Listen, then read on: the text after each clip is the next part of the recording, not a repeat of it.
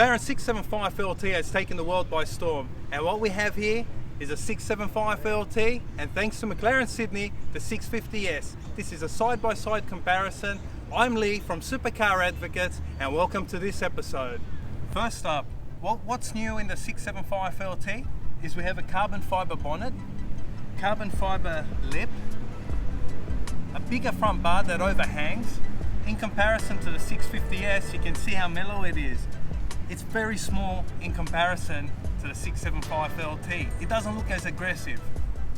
Sitting up front, we have 19-inch rims that are a newly designed car. They derive from the P1 and they weigh 800 grams less than the P1. They sit on a 19-inch Pirelli Trofeo R tyre, which is rare and only found in this model.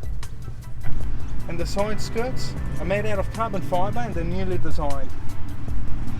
We have a side vent that protrudes a little, and it's also made out of carbon fibre. Something that you may not notice is now we've got a new air intake down here. Now this is the fun bit. 675LT. LT stands for long tail. They came from the FIA championship winning McLaren F1 car back in 1997. And this car measures 1.5 inches longer than the normal 650S. Here we have is the new spoiler, which is the 675LT, the long tail spoiler. It's 50% bigger than the 650S. Unique to this model is the new titanium exhaust system, which is mounted in a cross-brace design, which increases flow. As you can see, the difference between the 650S and this car is that it has a complete carbon fibre engine bay, and the engine is made up of 50% new components. On the 675LT we have deeper side skirts because it's a race model car. This is more of a street version. So the side skirts are smaller. They don't go as deep as the 675LT.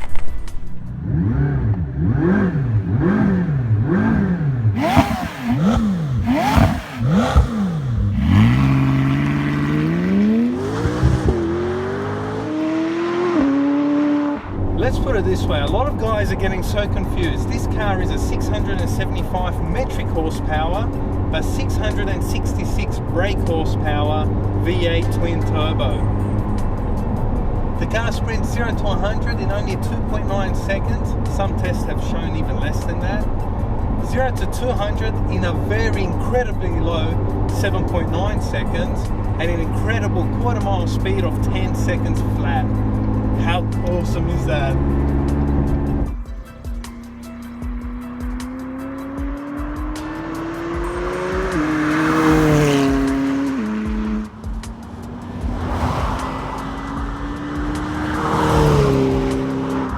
This 666 brake horsepower beast is pure awesomeness.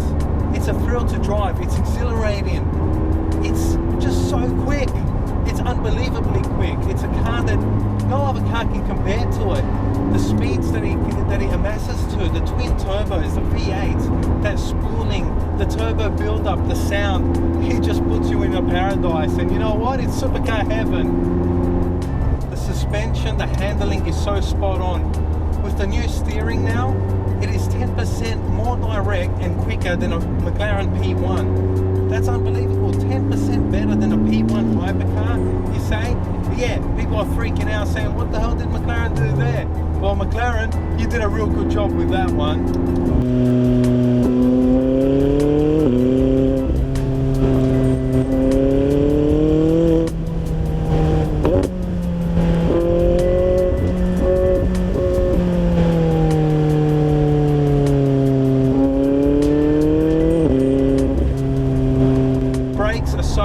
They're so grippy, they bite straight away. They're incredible. You know what? Now with the new suspension, it's a P1 derived suspension. So what it does is, it's increased by 40% better, 40% more refined compared to the standard suspension found on the 650S. 650S is still a magnificent car. It's an awesome car. The track times are phenomenal. But this car even does it a lot better. It's unbelievable. How can they squeeze out that much more power? So this car has 25 horsepower more than the McLaren 650S, with 22 Newton meters of torque more. So this car has 700 Newton meters of torque, and it has power that will just throw you back in the seat.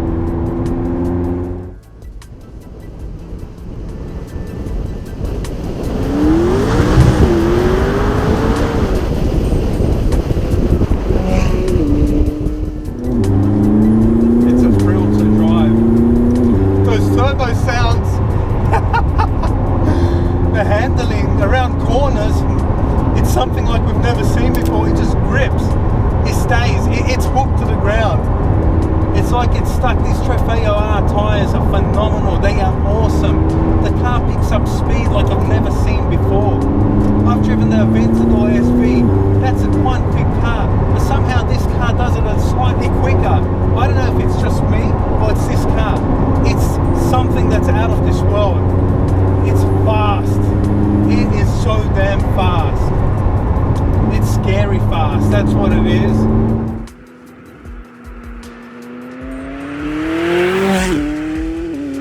Suspension being 40% more responsive. It's derived from a P1. The steering rack 10% quicker. It's 10% quicker than a P1 steering rack. Can you guys actually believe that? How did they do it? How did McLaren manage to do it all in the 675LT long tail? This is where the car has to be. Open roads. We're on open country roads. It is unbelievable. I cannot explain how good this drive is. The car is just crazy. It is crazy. Wow, wow, wow. Oh my gosh, wow. The brutality of the accelerations. You don't feel any turbo lag. This car has no noticeable turbo lag whatsoever. You just feel focused in your drive. You just don't want anything else but to drive this car. You know, the sound may be flat down low, but once you start pressing the accelerator, you're up in higher gears, the sound becomes so great. It just opens up. You hear all that turbo sound kick in. Yes, I love these titanium exhausts.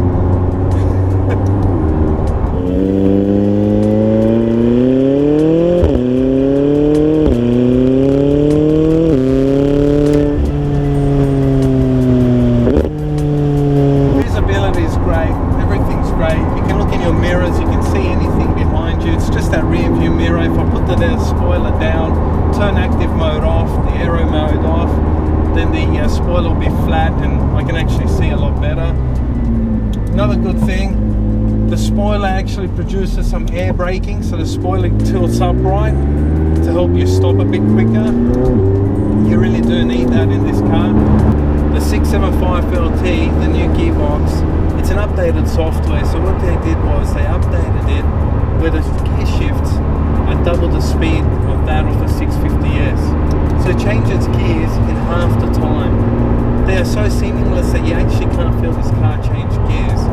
At high speed, you're expecting that gear change to kick in, and it just doesn't happen. Before you know it, you flick the F1 pedal, you're at the next gear, you don't even feel that you enter that next gear, and there's more speed, so the speed just keeps on coming and coming, and keeps on growing.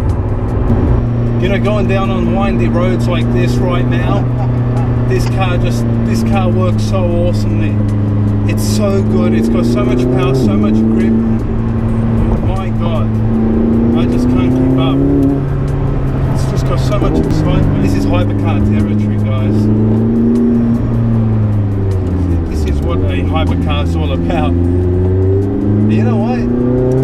You get hypercar speed at a supercar price. Now that's cool. It's just the comfort over long distance. You may start getting a little sore. That back end of yours may tingle just a little bit. Can I decide which car I like better? I can't. To drive it on the road, jump in and out of, if you have to park your car and get down to the shops or get down to a cafe and you're going to be parking your car 10 times or whatever in one day, I think the 650S will do a better job. For the all-out boy racer, go on the racetrack or race around the streets, whatever is your liking and making a little bit more sound, the 675LT is the car to buy. But after you drive this car and you see its road presence, then you understand why the whole world's gone crazy and mad over this car. It's limited to only 500 cars and everybody loves this car. It's so stunning. And on this note, I've got to say thank you for watching, subscribe, like, and we'll see you real soon. Cheers.